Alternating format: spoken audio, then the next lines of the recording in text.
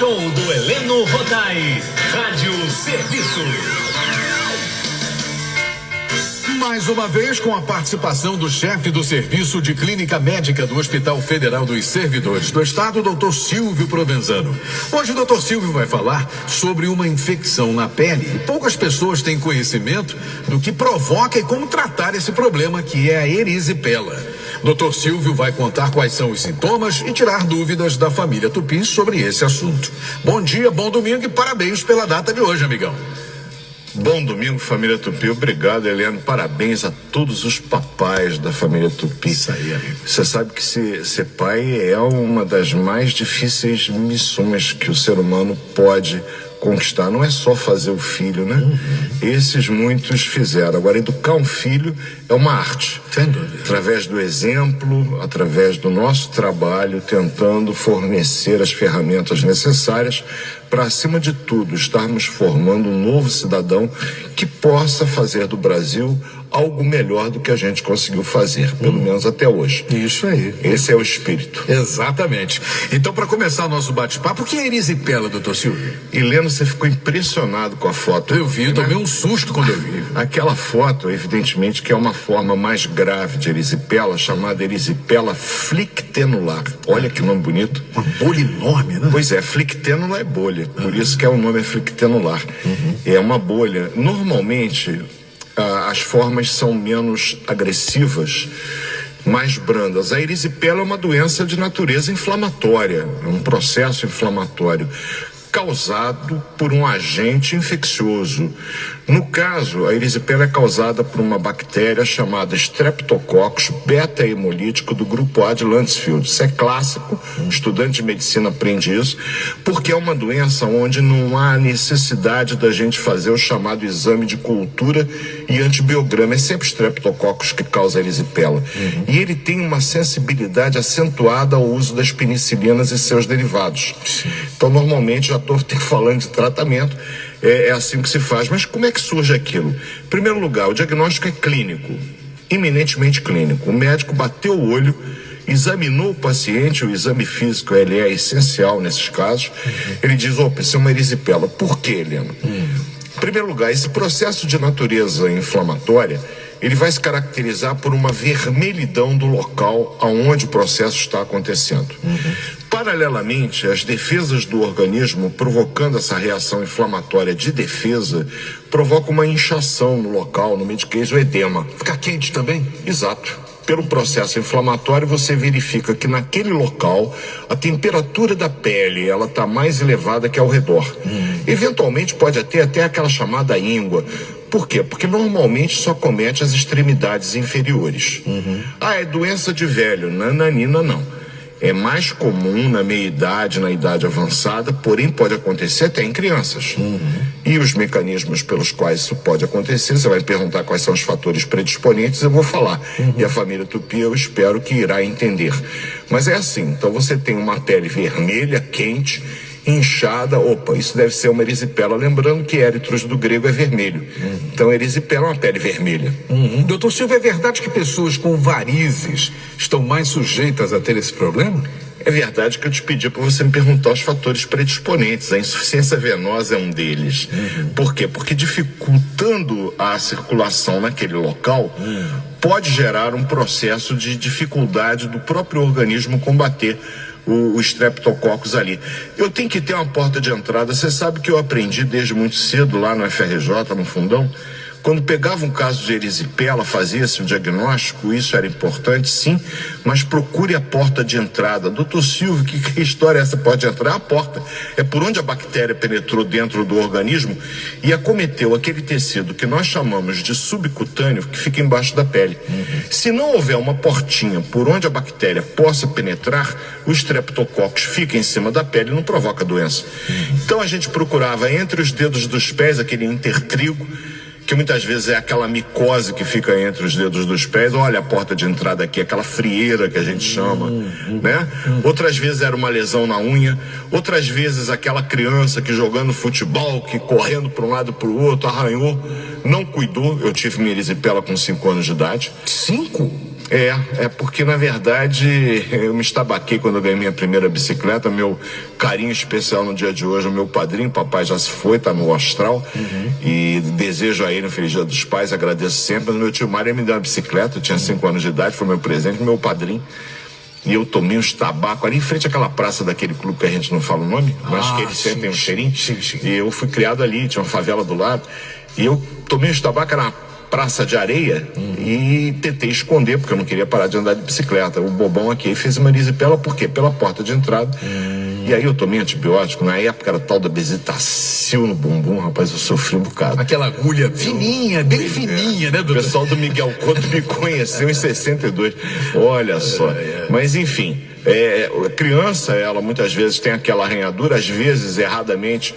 Por isso que eu digo, você é pai, examine seu filho. A senhora é mãe, examine sua filha. Não custa nada na hora do banho entrar. E aí, filhinha, tudo bem?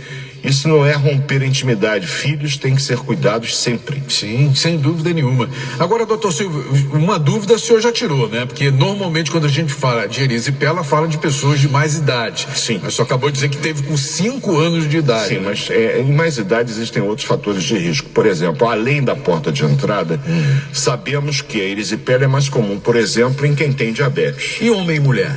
É mais ou menos a mesma coisa. Você sabe que eu não tenho assim uma estatística pessoal, mas eu atendi um grande número de mulheres, muitas com problemas de diabetes, com quadro de erisipela, e inclusive erisipela de repetição. O que é isso? É quando a erisipela começa a repetir várias vezes. Existem tratamentos que a gente pode fazer. Você sabe que nesses casos é muito comum acontecer uma situação chamada linfedema. O que é linfedema? Aquele edema duro da perna. E a presença do linfedema, olha que coisa cruel, é o círculo vicioso, favorece novos episódios de erisipela. Então, a erisipela é uma doença que, uma vez diagnosticada, ela tem que ser tratada. O tratamento fornece habitualmente uma resposta relativamente rápida a partir do momento que se começa o uso do antibiótico. Não necessariamente ocorre a hospitalização nesses casos. Agora, é claro, eu tenho uma pessoa de idade com um quadro de comprometimento do estado geral, muitas vezes diabética, eu vou optar muitas vezes por pelo menos 48, 72 horas até o início da resposta do tratamento, manter aquela pessoa sob observação médica, como diriam os antigos, de bom alvitre. Boa. É importante ficar sob observação, os cuidados da enfermagem, que cuida o tempo todo, e do próprio médico avaliar. Aí o vovô não está respondendo muito bem, vamos avaliar. Quando surgem aquelas bolhas, as tais da flictênulas, que eu falei no início, eventualmente o próprio cirurgião vascular, ele tem que ser chamado para poder avaliar muito bem aquele quadro, porque às vezes procedimentos de natureza cirúrgica para remover os chamados tecidos necrosados. Que é isso, doutor Silva? Aquele tecido que já morreu, apodreceu e que continua sendo sede de infecção pelo fato dele ter morrido. Então esse tecido precisa ser desbridado, ele tem que ser retirado do local. Então o papel do cirurgião no tratamento das formas mais complicadas da erisipela é de fundamental importância. E quando ela começa a ser de repetição, a gente normalmente faz um tratamento com a chamada penicilina benzatina, que eu falei há pouco, a cada 21 dias, durante um período de tempo variável de 6 meses a 1 ano. Isso é para evitar a recidiva, porque, como eu falei há pouco, a recorrência da erisipela pode provocar alterações locais, além da menos importante, mas que do ponto de vista estético é importante, que é o escurecimento da pele, no local aonde a erisipela surge. Então é uma doença que acomete habitualmente os membros inferiores, mas pode dar nos braços. E eu me recordo um fato, eu, médico da emergência do Hospital do Andaraí, pelos idos de 1999, 98, estava lá na emergência, de repente eu passei por um indivíduo forte e ele estava com uma mancha avermelhada na região do ombro, acometendo já parte do tórax. E aí eu passei por ele e falei: o senhor é diabético? Ele falou: não. Aí eu chamei o meu acadêmico e falei assim: olha, faz o teste da glicose. Estava high, mais de 500. Era uma forma de celulite nesse caso, acometendo. As pessoas perguntam: doutor Silvio, qual é a diferença de erisipela e celulite?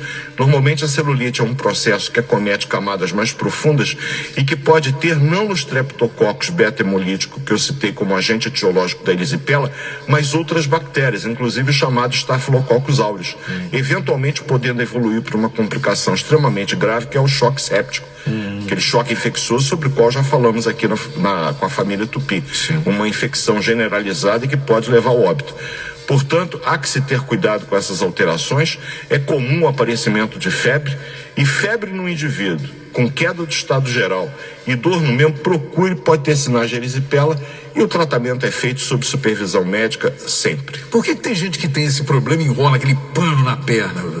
Veja bem, normalmente as pessoas enrolam um pano quando tem uma ferida habitualmente associada à insuficiência venosa crônica, aquelas úlceras varicosas que são de difícil cicatrização. Porém, com o tratamento correto, a gente consegue fazer com que elas cicatrizem. É uma porta de entrada, e através dessa porta de entrada, quadros de erisipela podem se desenvolver. Então o pessoal, eu boto aquela coisa para evitar sujar e tudo. Não está errado, não. Agora, a erisipela a gente não trata com bandagens, não. A gente trata com antibiótico, com repouso, elevação da perna, o uso do analgésico para tirar a dor, eventualmente um anti-inflamatório para reduzir um pouco aquele processo inflamatório, lembrando que a inflamação, nesses casos, é uma defesa do organismo do indivíduo. Perfeito. Semana que vem já temos assunto? Semana que vem o seu amigo aqui resolveu, comemorando ainda a eleição para o CREMERGE, a gente tem uma série de reuniões que tem que aprender como é que funciona essa autarquia tão importante. Eu vou chamar aqui, não posso, eu sinto uma saudade de falar com a família Tupi, mas eu virei com um amigo que vai fazer o trabalho durante a semana, o Dr. Bruno Pascali, um psiquiatra. Psiquiatra, doutor Silvio, sim, para falar de um assunto muito importante. Depressão na terceira idade. Na terceira idade, quadros de depressão são muito comuns. Como reconhecer? Porque o reconhecimento dessas condições associadas à depressão em qualquer faixa etária, mas em especial no idoso, é de suma importância, porque tem gente que confunde com Alzheimer, com demência. O Bruno, que é um especialista no assunto, ele vai aqui fazer a gentileza de conosco, nós dois aqui vamos ancorar o Bruno para ele poder explicar para a família Tupi esse importante problema. E aí depois a Regina já está com uma série de ideias, falou, você tem que falar de esôfago, câncer de esôfago, aí tem que falar de bronquite por causa da época do ano. Eu vou tirar no Paroípa com a Regina semana que vem, eu decido. Mas semana que vem vai ser depressão na terceira idade com o Bruno Pascali. Feliz Dia dos Pais, paizões. Obrigado pelo carinho que vocês têm conosco aqui na Rádio Tupi. Vocês fazem parte da nossa família, eu faço parte da família de vocês.